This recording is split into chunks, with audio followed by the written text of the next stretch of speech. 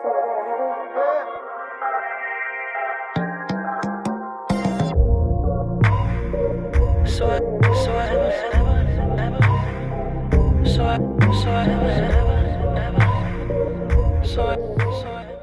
this lecture, we're going to be going over feeling the music.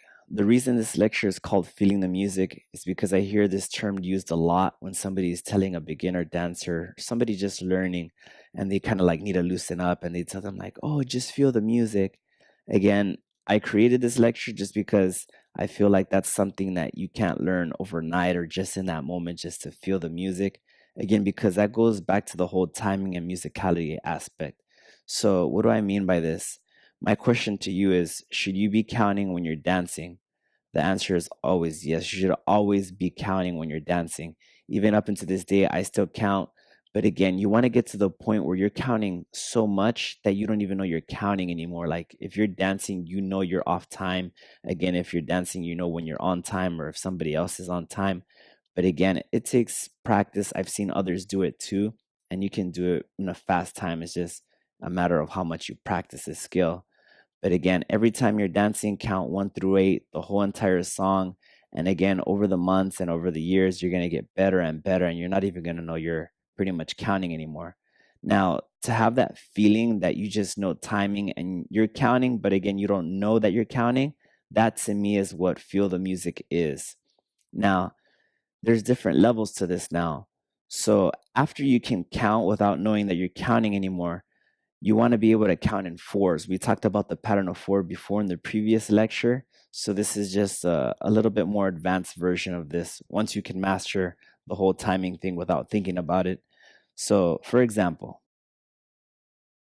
if I'm stepping 1, 2, 3, 4, 5, 6, 7, 8, this is my second count. 1, 2, 3, 4, 5, 6, 7, 8.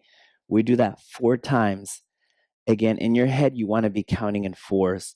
So 1, 2, 3, 4, 5, 6, 7, 8. 1, 2, 3, 4, 5, 6, 7, 8, like the past lecture. And then you're going to reset. So as you're dancing, you want to make sure you're counting in fours. So as I'm dancing 2, 3, 4, I'm like, okay, that was 1 count. I give my girl a loop and then we're turning. That was my second count. Again, and I want to break it down every 4 because after that 4th count, just like we talked about in the other lecture, that's when I'm going to expect something to happen.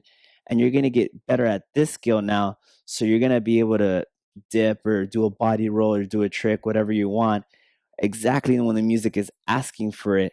Again, because you're just kind of feeling the music.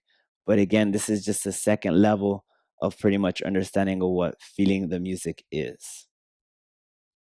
Now, the practice test for this lecture is next time you go dancing, make sure you're counting the whole entire time and really keep doing that over and over until you don't even know you're counting anymore.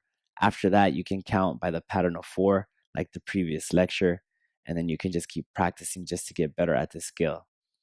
Again, if you didn't understand anything in this lecture, you can always rewind it and then come back, and then you can move on to the next lecture.